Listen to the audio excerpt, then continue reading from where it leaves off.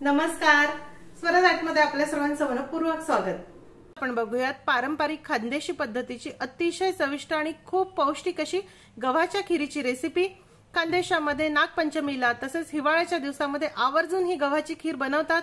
खूप पौष्टिक अशी रेसिपी आहे। गव्हाची खीर बनवणं हे बऱ्याच जणांना खूप अवघड वाटतं, पण सोप्या पद्धतीने कशी आपल्याला बनवता येईल ह्याची रेसिपी आणि परफेक्ट मेजरमेंट मी शेअर केला आहे, त्यामुळे व्हिडिओ पूर्ण बघा। चला तर मग व्हिडिओला सुरुवात करूया। गव्हाची खीर बनवण्यासाठी सर्वप्रथम आपल्याला लागणार आहे 1 वाटी गहू। हे आपले नेहमीचेच गहू आहे, खपली गहू नाही।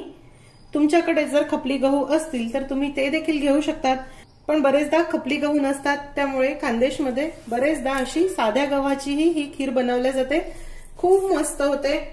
आता हे 1 वाटी गहू आपल्याला पाण्याने स्वच्छ धुवून घ्यायचे आहे।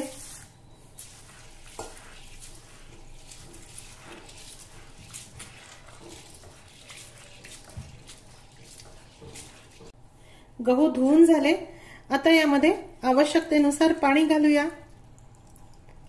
मी आज हे तुम्हाला अगदी पारंपरिक पद्धतीने गव्हाची खीर दाखवणार आहे। आता यावर झाकण ठेवू आणि साधारण 10 मिनिटांसाठी हे गहू भिजण्यासाठी आपल्याला बाजूला ठेवायचे आहे। हे बघा तुम्ही बघू शकता, हे गहू 10 मिनिट मस्त भिजले। आता चाळणीवर आपण हे निथळवून घेऊ।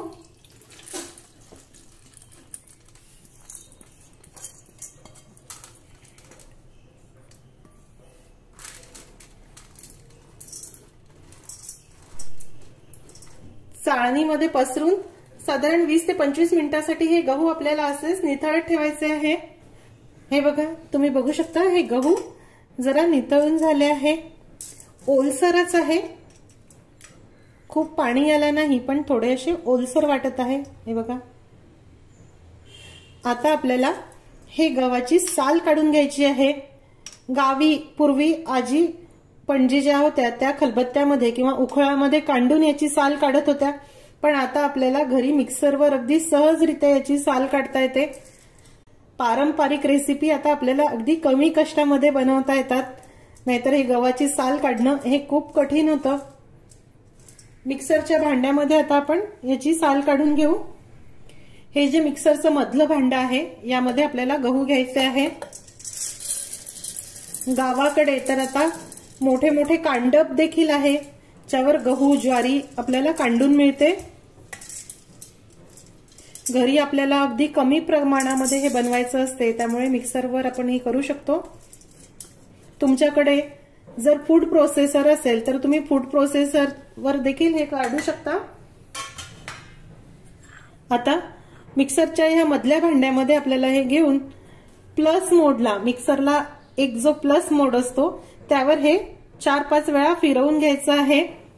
मिक्सरचं जे बटन आहे ते उलट्या बाजूनी प्लस मोडला फिरवत हे आपल्याला काढून घ्यायचं आहे।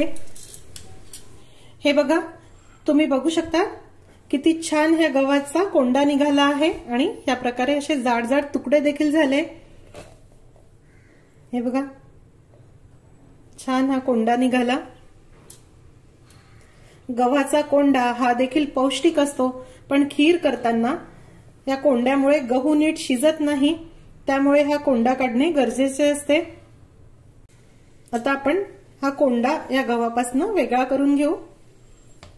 हे बघा इथे या मोठ्या भांड्यामध्ये मी हे गहू काढले।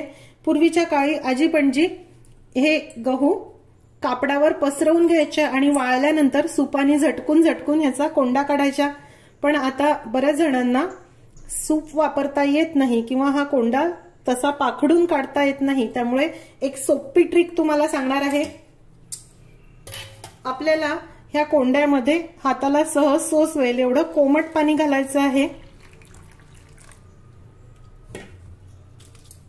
आणि ह्या कोमट पाण्याने आपल्याला असं वरचेवर हा कोंडा धुवून टाकायचा आहे। 1-2 वेळा धुतलं की कोंडा पूर्ण स्वच्छ होऊन जाईल। हे बघा असं हळूच हे काढून घ्या। हा जो कोंडा आहे हलका, हा पाण्यासोबत असं वेगळा होऊन जातो आणि तुम्हाला जर पाखडता येत असेल तर तुम्ही पाखडून देखील काढू शकता।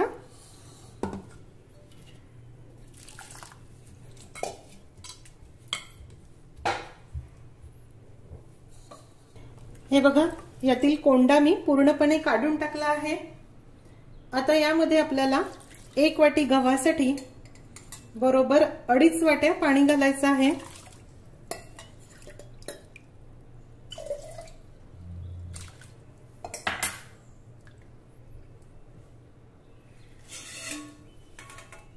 यावर झाकण ठेवू आणि साधारण 2 तासासाठी हा गव्हाचा जाड रवा आपल्याला भिजत ठेवायचा आहे। भिजवला म्हणजे खीर छान मऊ होते।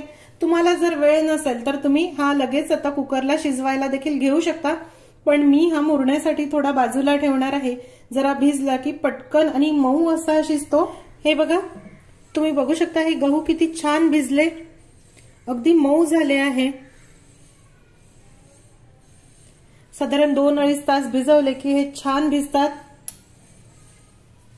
भिजलेले हे गहू मी त्यातील पाण्यासहच एका भांड्यामध्ये काढून घेतले। जे भांड कुकरमध्ये सहज बसेल अशा भांड्यामध्ये आपल्याला ते गहू काढायचे आहे। आता यामध्ये 1 टीस्पून साजूक तूप घालूया, म्हणजे खीर मस्त शिजेल आणि याची चव पण खूप छान येईल। 2 टेबलस्पून सुक्या खोबऱ्याचे काप घालणार आहे। इथे कुकरमध्ये मी पाणी गरम करायला ठेवलं, त्यामध्ये आता आपल्याला हे भांड ठेवायचं आहे। तुम्ही डायरेक्ट कुकरमध्ये देखील खीर शिजवू शकतात, पण बरेच वेळा शिट्यांचा अंदाज येत नाही आणि गहू खाली लागतात आणि जळतात। त्यामुळे शक्यतो असे भांड्यात शिजवा, म्हणजे अगदी मऊ पण शिजतात आणि तळाला लागायची भीती राहत नाही। यावर झाकण ठेवू आणि कुकरचं झाकण बंद करून घेऊया। आता मध्यम गॅसवर आपल्याला 6 शिट्या काढायच्या आहे आणि त्यानंतर गॅसची फ्लेम कमी करून कमी गॅसवर आपल्याला साधारण 10 मिनिटांसाठी हे शिजवून घ्यायचं आहे। आपण जरी गहू काढून घेतले आहे, भिजवून घेतले आहे, तरी देखील गहू शिजायला वेळ थोडा जास्त लागतो आणि गहू जर नीट शिजले नाही तर खिरीचं टेक्स्चर आणि चव देखील नीट येत नाही। त्यामुळे या स्टेजला घाई करू नका, ही महत्वाची स्टेज आहे। गहू किती मस्त शिजले आणि किती फुलले देखील आहे, छान अगदी सॉफ्ट झाला। याच प्रकारे मऊ अगदी हे शिजायला हवं। आता डावाच्या साहाय्याने किंवा हातरवीच्या साहाय्याने आपल्याला हे जरा घोटून घ्यायचं आहे, पण त्यासाठी आपण हे थोडं मोकळ्या भांड्यामध्ये काढून घेऊ। हे बघा, हे शिजवलेले गहू मी या कुकरमध्ये काढून घेतले। आता हे डावाच्या साहाय्याने आपल्याला नीट हे असे घोटून घ्यायचे आहे।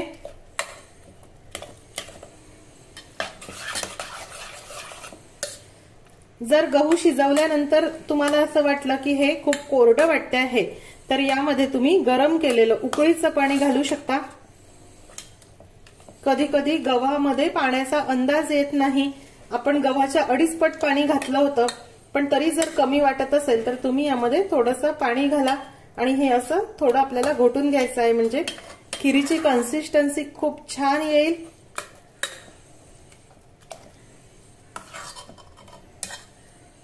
बघा आता किती छान एकजीव झाली आहे आणि छान मिळून आली। आता खीर जरी गोड असली तरी यामध्ये आपल्याला चिमूटभर मीठ घालायचं आहे। हा पदार्थ जरी गोड असला तरी थोडंसं मीठ घाला। चिमूटभर मिठामुळे याला खूप मस्त चव येते। 1 वाटी गव्हासाठी 1.5 वाटी गुळ घालणार आहे। ऑर्गॅनिक लाल गुळाची खीर खूप छान होते। गुळाचं प्रमाण तुम्ही तुमच्या आवडीनुसार कमी अधिक करू शकता। आता आपण हे जरा मिक्स करून घेऊ।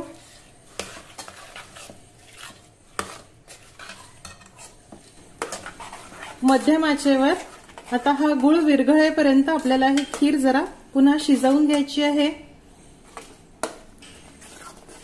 गव्हाचा एक एक दाणा किती छान फुलला आहे। पारंपरिक पद्धतीमध्ये सुक्या खोबऱ्या व्यतिरिक्त यामध्ये कुठलेही ड्रायफ्रुट्स वापरले जात नव्हते, पण आपल्याला आवडत असेल तर आपण यामध्ये थोडेसे काजू बदामचे काप घालू शकतो।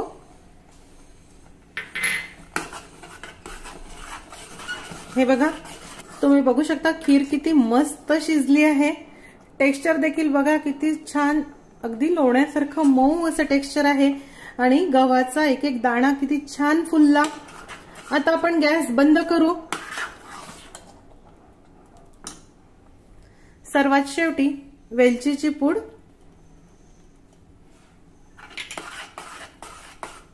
मिक्स करूया। गरमागरम आणि खूप चटकदार पौष्टिक अशी गव्हाची खीर तयार आहे। यावर साजूक तूप घालून खा, खूप मस्त लागते।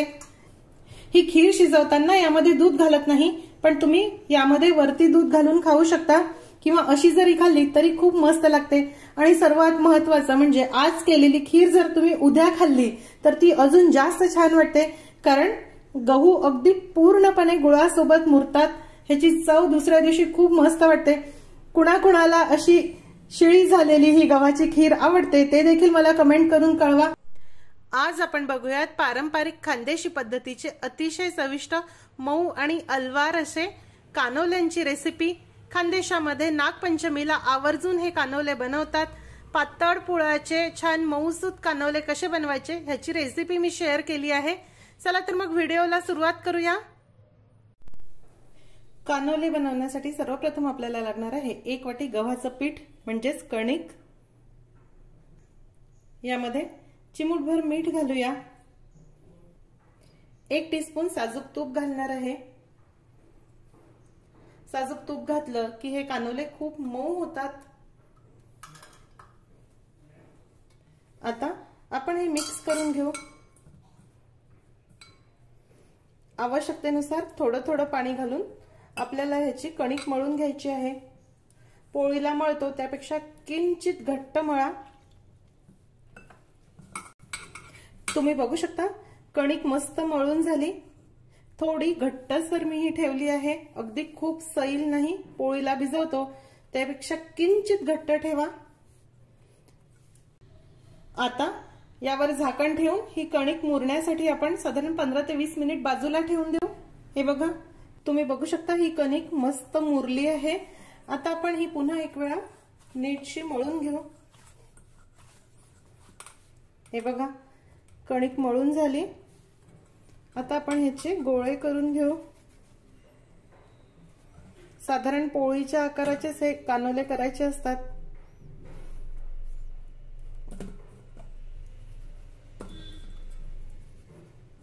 हे बघा, या प्रकारे 4 गोळे मी याचे करून घेतले।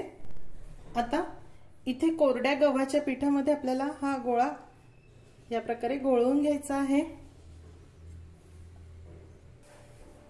आणि हलक्या हाताने याची पातळ पोळी आपल्याला लाटायची आहे। शक्य तेवढी पातळ पोळी लाटा। आवश्यकता असेल तर थोडं कोरडं गव्हाचं पीठ याला लावा।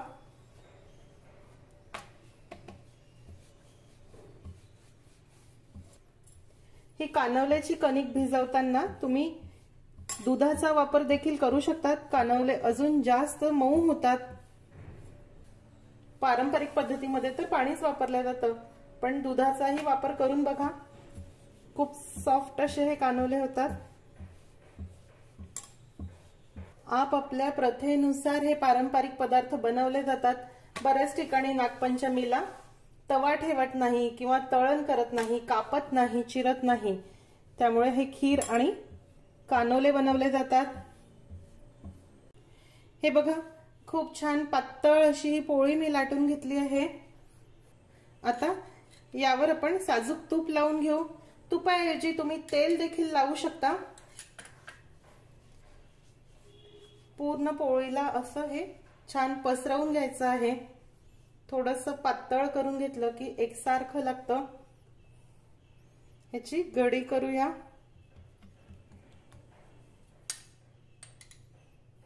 या बाजूने देखील तूप लावू।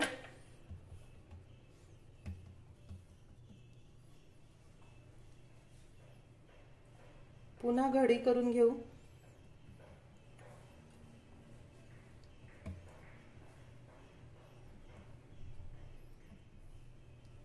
या प्रकारे इथे चाळणीला थोडासा तुपाचा हात लावून घेतला आहे। यावर आता आपल्याला हा कानोला ठेवायचा आहे। उरलेले कानोले देखील याच पद्धतीने मी तयार करून घेते। तुम्ही बघू शकता इथे चारही कानोले मी करून घेतले आणि या तूप लावलेल्या जाळीवर मी हे ठेवले आहे। व्यवस्थित कानोल्यांना तूप लावून ठेवा, म्हणजे एकावर एक जरी ठेवले तरी चिकटणार नाही। एका वेळी तुम्ही 6 ते 7 कानोले देखील करू शकतात, वाफवू शकतात। इथे पसरट कढईमध्ये मी पाणी गरम करायला ठेवलं आहे। त्यावर आता आपल्याला ही जाळी ठेवायची आहे। झाकण ठेवू आणि मध्यम गॅसवर बरोबर 12 ते 14 मिनिटांसाठी हे कानोले आपल्याला वाफवून घ्यायचे आहे। हे बघा, साधारण 10 मिनिटांनंतर हे कानोले किती मस्त फुगले, शिजले। ह्याचे पूड देखील बघा छान वाफ भरल्यामुळे सुटसुटीत झाले आहे। आता आपण गॅस बंद करूया आणि हे कानोले काढून घेऊ। अतिशय पातळ पुळाचे गरमागरम चविष्ट आणि लुसलुशीत असे कानोले तयार आहे। हे बघा, तुम्ही बघू शकता किती छान पातळ हे झाले आहे। दाखवते मी तुम्हाला, बघा, आणि अगदी लुसलुशीत हे कानोले आहे। हे कानोले गव्हाच्या खिरीबरोबर किंवा तांदळाच्या खिरीबरोबर खायला खूप मस्त लागतात। खानदेशामध्ये नागपंचमीच्या दिवशी बहुधा हाच नैवेद्य असतो। तुमच्याकडे नागपंचमीला काय बनवतात हे देखील मला जरूर कळवा। या प्रकारे कानोले करून बघा, हेल्दी अशी रेसिपी आहे, पारंपरिक रेसिपी आहे। आजची रेसिपी आवडल्यास रेसिपीला लाईक करायला व शेअर करायला विसरू नका। माझ्या चॅनलला देखील नक्की सबस्क्राईब करा। अशीच एक छानशी रेसिपी घेऊन भेटूया स्वराज आर्टच्या पुढच्या भागामध्ये। तोपर्यंत चवीने खा आणि निरोगी राहा।